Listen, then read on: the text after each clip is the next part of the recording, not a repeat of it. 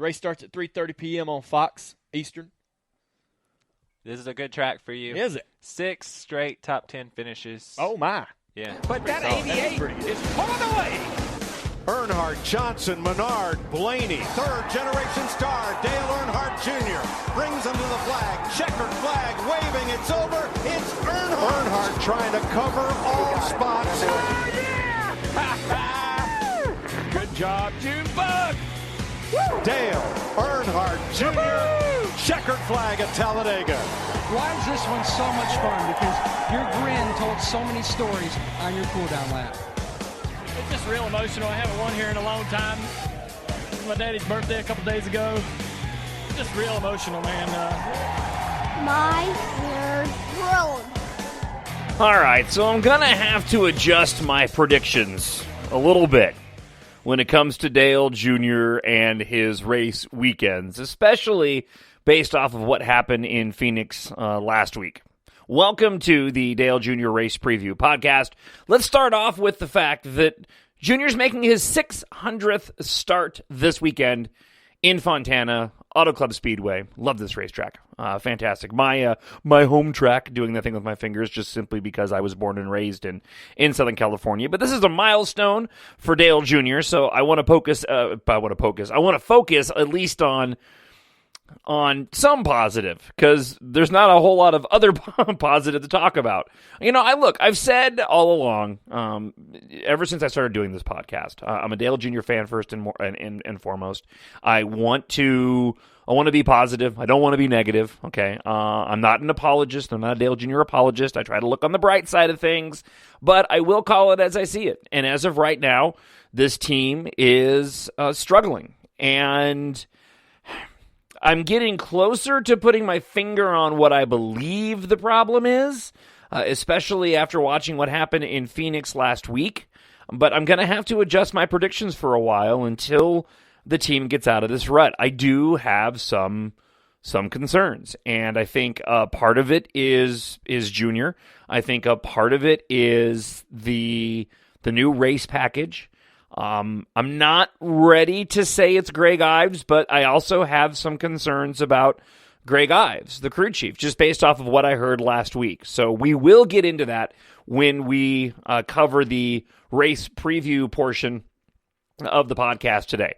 There are a couple of things I want to talk about before that, including taking a look at merchandise and some news about Dale Jr. that we'll talk about, which you will be excited to hear. So we do have some positive things to discuss in this week's podcast, apart from the fact that, unfortunately, my favorite driver, and I assume your favorite driver, is struggling right now, and I'm not sure exactly what needs to take place to get Dale Jr. out of the situation and the rut that he is currently in. All right, so let's start off with first what happened in Phoenix last week. We had a fast car. Dale Jr. looked really good in practice heading into last week's race, and if you followed the race closely enough, you'll see that it looked like, and many fans were quick to point out, that it looked like the Dale Jr. that we'd seen in years past when he was struggling, where the team would start off strong, had a good qualifying run. He had been qualifying better until this weekend. Although this weekend I know exactly what happened in qualifying, and I'll explain. And then they just slowly faded to the back of the race and hung out there and were able to limp home in 13th in the end. Now, Dale Jr. did have some problems with the car. He was having some brake issues, and that caused him to kind of just ride around and maintain his position. He was faster than some cars around him. I think if he pushed the issue, he probably could have pulled off a top 10 last week at Phoenix, but he wasn't pushing the issue. He was really taking it easy, and that's where part of my concern lies. So Dale Jr. in his podcast earlier this week, in the Dirty Mo Radio Dale Jr. download, he explained the fact that he had these brake issues. That is obviously going to be an issue. I mean, there's no doubt. You don't have brakes. That's going to be difficult. You got to back the corner up. You don't want to get them hotter than they already are because you don't want to melt a bead. You don't want to blow a tire out. Dale Jr. was obviously taking it very, very conservative. And my fear is, if we're being honest, and I'm going to be, my fear is that Dale Jr. is being incredibly cautious. Maybe overly cautious. And that's tough because on the one hand, I go, yeah, man, he's my favorite driver. I don't want to see him get hurt. So I'm glad that he's taking it easy. On the other hand, yeah, he's Dale Jr. He's a race car driver. Dude, go out there and try to get everything you can get. And, you know, the only other time when I've been perhaps this critical was the one Talladega race a couple of years back when Junior had locked himself into the chase and just didn't even bother to go for it at Talladega. And he even apologized for that. And it's not that bad now, but it certainly sounds like we have a very trepidatious driver. For good reason. And so, as a fan, that's tough to work through. I assume he's going to break through that. I assume that Dale Jr. is correct when he makes the comment, like he did last week, that he knew they were going to be behind going into this season. Maybe the onus falls on me and perhaps you, the fan, who had their expectations high. And, you know, having both those wrecks in those first two opening races just didn't help. And so now with, you know, three other races now, right? I know they're sort of clawing their way back. We're up to 23rd in the points, but we need a top 10. He should be a top 5 car. And even just as a bit of a preview heading into this weekend, the car doesn't look any better. It's tough because he's still very positive. And so when you look at the good is Junior's incredibly positive. The good is I have some great news to share with you here in just a moment. That to me would at least give me a confidence boost that he expects things to get better, but it doesn't change the fact that we don't have a competitive Dale Earnhardt Jr. right now. And that was certainly apparent last week in Phoenix, and that was such a disappointing race to watch, and I was glad it was over. And so because of that, like I said, I'm going to be dialing back my expectations a bit going into these race previews because I just don't think that the team is really gelling right now. And I think that Dale Jr. is still working through some issues of coming back after his concussion injuries. And so again, it's a difficult thing to work through as a fan because I want to see him be safe and I want to see him make the right decisions. So you can make an argument last week at Phoenix that, okay, he played it really conservative so he didn't blow a tire and put the car under the wall, which could have hurt him. Okay, that's really smart. Okay. And you can also argue that the car wasn't really fast enough anyways with the brake issue to get more than a couple of spots. Okay. It's still not easy to see your driver not be able to push it 100% out on the racetrack, and so that's tough.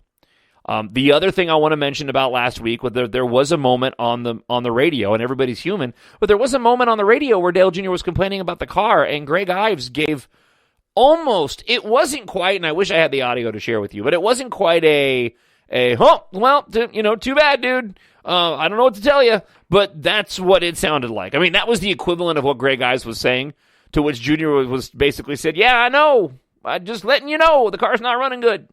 That's my horrible Dale Jr. Impersonation. So, you know, I don't know if there's a Greg Ives issue. I'm not going to jump on the hater bandwagon when it comes to Greg Ives. I can't tell you how sick and tired I get of seeing people on Twitter, you know, dump Ives, bring back Steve Letarte. Steve Letarte's not coming back. Okay, he's got a new career now. And so, I don't understand the people that say that, and I don't want to be one of those negative Dale Jr. fans on Twitter, and I'm not going to be. I want to focus on the positive. And I'm not ready to have Greg Ives shoulder that burden. I've not been, I'll be honest, I have not been that impressed with Greg Ives, but he has put, a fast car, a winning car in the hands of not only Dale Jr., but also Alex Bowman. I mean, at the end of the season last year, Alex Bowman was running really good in Dale Jr.'s car. So, I think it's a combination of things. And, it's unfortunate. The the analogy that cautions breed cautions, I think that rings true when I know. That rings true when it comes to teams. Every race that goes by and these guys haven't lived up to their potential, I think it's a setback. And you kind of fall deeper and deeper and deeper, and you got to claw your way out. And at the moment, I don't see them clawing their way out yet. I see them falling deeper. I'm looking at practice speeds, and I don't even see any, I don't even think Junior ran a consecutive 10 laps. And I know that people were, complaining about the car. And, as a matter of fact, Junior just tweeted, and I'll save you the tweet. I was waiting to see what he was going to say. So maybe this will be a better indication heading into the weekend, because you can't really tell anything off the speed charts. The speed charts don't look good. Practice didn't look all that great. However, Dale Jr. is commenting now, and I will share with you what he said about the car, again, in the race preview portion of it. So let's put Phoenix behind us. Let's move forward and talk about a few other items before we get into the race preview portion of the podcast. The big item I wanted to talk about, apart from Amy's birthday this weekend. Happy birthday, Amy Earnhardt. She has a birthday on Sunday. Dale Jr., during his press conference for his 600th start, said that he is beginning his negotiations with Hendrick Motorsports to renew his contract. I'm looking at an article here. Dale Jr. says, I was at Daytona when... I'm sorry, let me back up here. We've had some discussions about planning to get together, Earnhardt said. It's not something I put on the shelf for sure. We are getting closer and closer talking about extending his contract because it's up this year.